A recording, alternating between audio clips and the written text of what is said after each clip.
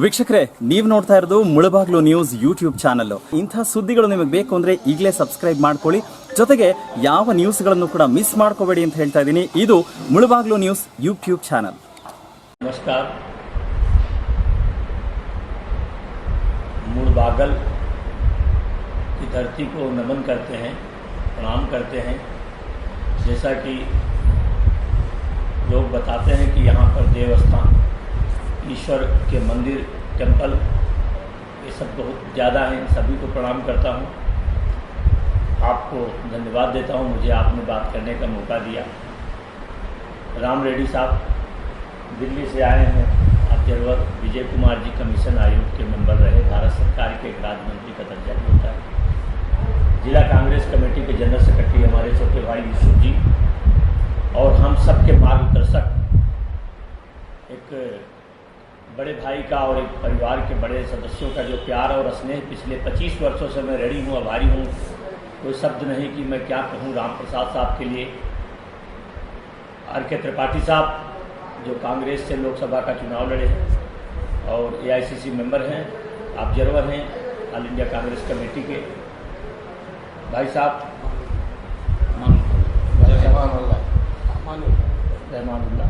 रहमानुल्लाह साहब और किशोर भाई, इन सभी लोगों को मैं नमन करता हूँ, प्रणाम करता हूँ. थोड़ा हिंदी का ही बात करने का है, इसलिए कि तेलुगु और कन्नड़ा आप लोग बात करते हैं तो मैं समझ तो सकता हूँ और बहुत कुछ समझ लेता हूँ, लेकिन बात करने को थोड़ा मुश्किल होता है. मेरा नाम दयानंद शुक्ला है और मैं प्रेजेंट में मैं भी देवस्थान एक उत्तर प्रदेश के अयोध्या से हूँ. उत्तर प्रदेश कांग्रेस कमेटी का सदस्य हूँ. इससे पहले जब यूपीए की सरकार थी केंद्र में मनमोहन सिंह की, तो सड़क परिवहन राष्ट्रीय मार्ग मंत्रालय में राष्ट्रीय कमेटी का 5 साल सदस्य रहा. उसके बाद रेल मंत्रालय में भी 5 साल राष्ट्रीय कमेटी का गवर्नमेंट ऑफ इंडिया में सदस्य रहा. उसके बाद लघु उद्योग मंत्रालय हुआ तो 5 साल में सदस्य रहा भारत सरकार. और ये सब सौभाग्य मुझे आपके ही लोकप्रिय सांसद और वर्तमान कांग्रेस के प्रत्याशी मुनियप्पा साहब के ही कारण सौभाग्य प्राप्त हुआ. दिल्ली सरकार में 15 साल वाइस चेयरमैन रहा राजस्व विभाग में, जो राज्य मंत्री का दर्जा होता है. शीला दीक्षित जी की सरकार में रेवेन्यू डिपार्टमेंट. अभी वर्तमान में प्रदेश कांग्रेस कमेटी का सदस्य हूँ. अयोध्या से चल के हम यहाँ आपके मुड़बागल क्षेत्र कोलार में आए. मैं पिछले 4 दिन से इस कोलार जिले में भ्रमण कर रहा हूँ. 4 दिन के बाद आज मैं चौथा दिन मुड़बागल. कल मैं बंगारपेट में था, उससे पहले केजीएफ में था, केजीएफ से मालूर भी गया और आज सुबह से मैं मुड़बागल में घूम करके देख रहा हूँ. 10-12 पॉइंट पे हम लोग गए हैं, लोगों से बात किया, लोगों से मिला और मुलाकात किया. मैं बड़ा खुश हो रहा हूँ यहाँ पे आने के बाद. मुझे बड़ा अच्छा लोगों का एक प्यार मिल रहा है, स्नेह मिल रहा है, अपनत्व मिल रहा है और लोग कांग्रेस के पक्ष में वोट देने के लिए संकल्पित और दृढ़ प्रतिज्ञ है, ऐसा मुझे एहसास हुआ. रही बात चुनाव की, ये लोकसभा चुनाव जैसा कि अभी राम प्रसाद साहब बता रहे थे कि ये बहुत बड़ा महाचुनाव है. तो ये चुनाव कोई आज ही नहीं हो रहा है, चुनाव इससे पहले भी हुए और युग युगांतर कल्पांतर इतिहास गवाह है कि सदैव चुनाव होते रहे हैं. चाहे वो सतयुग रहा हो, चाहे त्रेता युग रहा हो, चाहे द्वापर रहा हो. भगवान राम भी अगर लंका से रावण से युद्ध करके अयोध्या आए तो उस तरह का चुनाव ही था और विजयी हुए. क्यों विजयी हुए? इसलिए कि हनुमान ऐसा उनका सारथी था. कृष्ण भगवान ने महाभारत का युद्ध विजयी प्राप्त किया. क्यों विजयी हुए? कि उनके पास अर्जुन ऐसा, कृष्ण ऐसा सारथी था. तो मैं मुड़बागल में देख रहा हूँ कि केएच मुनियप्पा जी कांग्रेस के कैंडिडेट हैं, लेकिन केएच मुनियप्पा जी के साथ पिछले 25-30 साल से मैं देख रहा हूँ कि हनुमान ऐसा सशक्त और ताकतवर एक व्यक्ति राम प्रसाद साहब हमारे साथ बैठे हैं, जो यही चुनाव लड़ रहे हैं. यहाँ की जनता बता रही है, यहाँ का आवाम बता रहा है, यहाँ के लोग बता रहे हैं.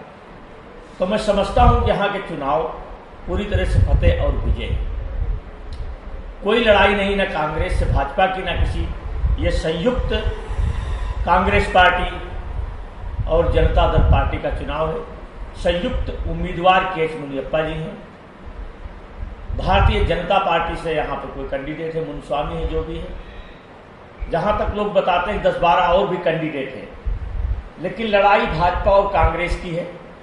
भाजपा और कांग्रेस की लड़ाई में मुड़बागल की जनता एक इतिहास रचने जा रही है 18 अप्रैल 2019 को।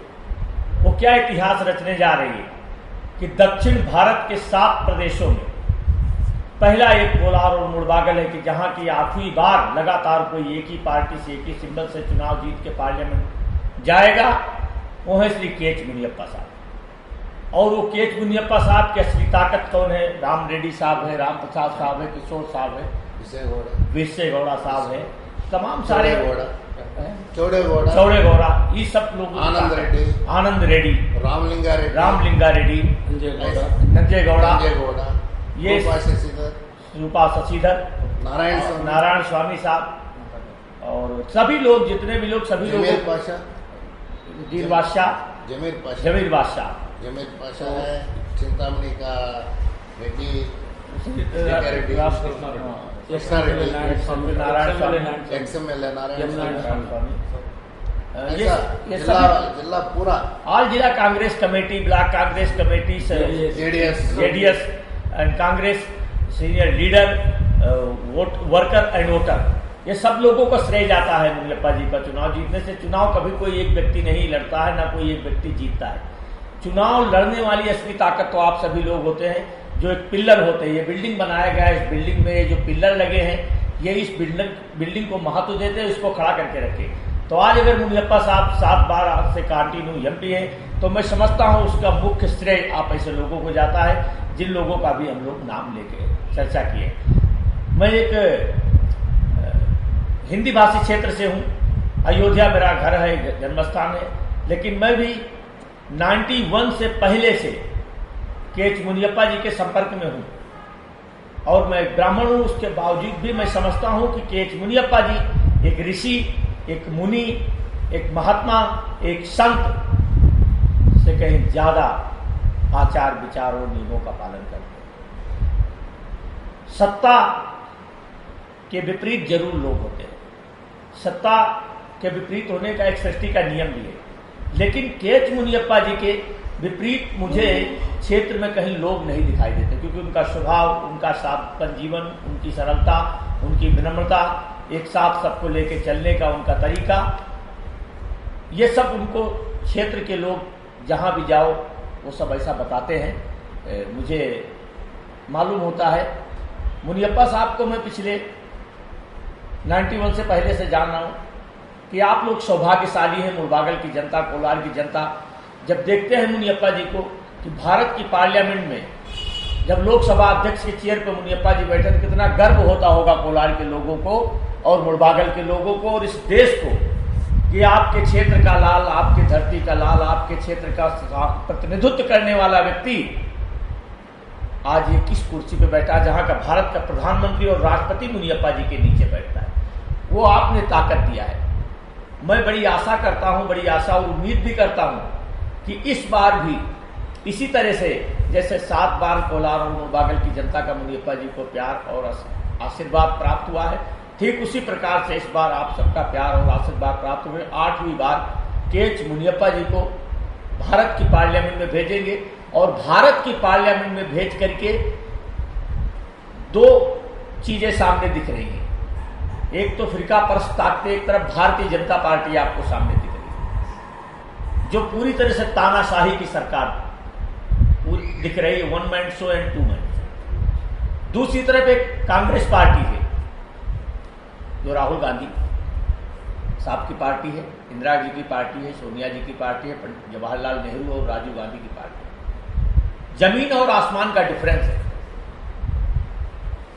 एक तरफ नरेंद्र मोदी जी 100 नहीं 200% झूठ बोल करके इस देश में लोगों का वोट लेना चाहते, एक तरफ कांग्रेस पार्टी के राहुल गांधी जी 200 नहीं 300% सच बोलना चाहते, नहीं झूठ बोलते। और वो सारा उदाहरण, सारी चीज़ें आप सबके सामने सब दिख रही हैं।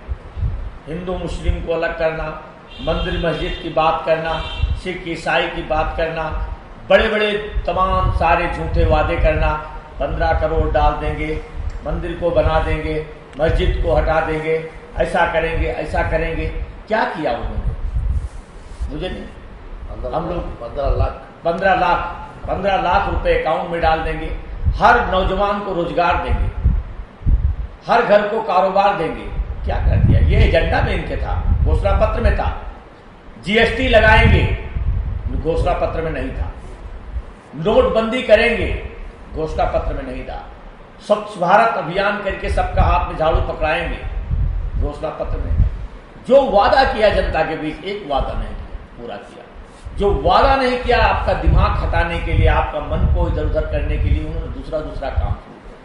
विकास की योजनाएं, विकास की डोर ना पड़े कमजोर। कहते कांग्रेस ने क्या किया? कांग्रेस ने क्या किया? कांग्रेस ने नहीं किया, क्या किया ये सबको मालूम है। उनको कहने से क्या होता है? आज मोबाइल आपके हाथ में है, आप टीवी के माध्यम से मैं बात कर रहा हूं, पूरे मुल्बागल को मालूम होता है, पूरे देश को मालूम होता है। ये क्या, किसकी देन है? आज लोग सुई से लेकर के हवाई जहाज तक का आविष्कार ये कांग्रेस ने है तो क्या मोदी के पप्पा ने किया कि अब्बा ने किया? कौन किया? कांग्रेस ने किया ना।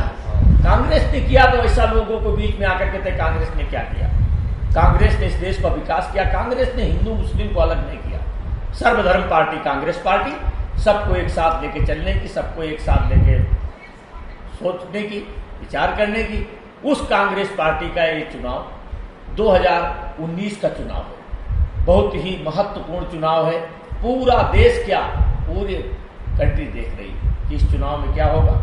एक तरफ तानाशाही, एक तरफ मोदी साहब, राहुल गांधी साहब की स्वच्छ साफ सुथरी छवि, मनमोहन सिंह की सरकार कितना विकास का काम किया, कम बोल के। इन्होंने बोलने के अलावा कितना काम किया। आपकी योजनाएं थी, आप देखो कोलार में दिखाई पड़ रहा होंडा फैक्ट्री, कितने हाईवेज, रेल कोच फैक्ट्री, कितने बड़े बड़े काम मुनियप्पा साहब की देन।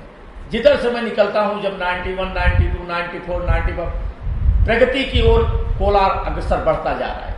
नित्य कोलार प्रगति की ओर पे आगे बढ़ता चला जा रहा है। ये मैं स्वयं अपने आंखों से देखा हूं कि कहां से कोलार कहां पहुंच गया। लोग बेंगलुरु से आते थे, 2 घंटा लग जाता था। आज बेंगलुरु से लोग 1 घंटा में कोलार पहुंच जाता था। डिफरेंस हो गया। कौन किया?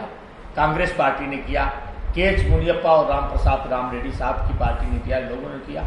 तो मैं आप सब लोगों के माध्यम से आभारी हूँ और इन्हीं शब्दों के साथ मैं आप सब लोगों को बहुत बहुत प्रणाम करता हूँ और कोलार की जनता को और मुल्बागल की जनता को भी प्रणाम करता हूँ कि धन्य है आप सब लोग, जो आपका ऐसा इस प्रकार का उम्मीदवार है, भक्त है भगवान का। सब पे आस्था, सब पे विश्वास, एक साथ सबको लेके चलने की जरूरत। और सब लोगों से आपके टीवी और चैनल के माध्यम से निवेदन करता हूं कि आने वाले 18 तारीख को के.एच. मुनियप्पा साहब को चुनाव प्रगति गठबंधन की जो प्रत्याशी हैं, जनता दल और कांग्रेस पार्टी का, इनका चुनाव निशान हाथ का पंजा, हाथ के पंजे पर अपना बटन दबा करके भारी बहुमत से के.एच. मुनियप्पा जी को संसद पहुंचा करके मुल्बागल और कोलार का इतिहास लिखे।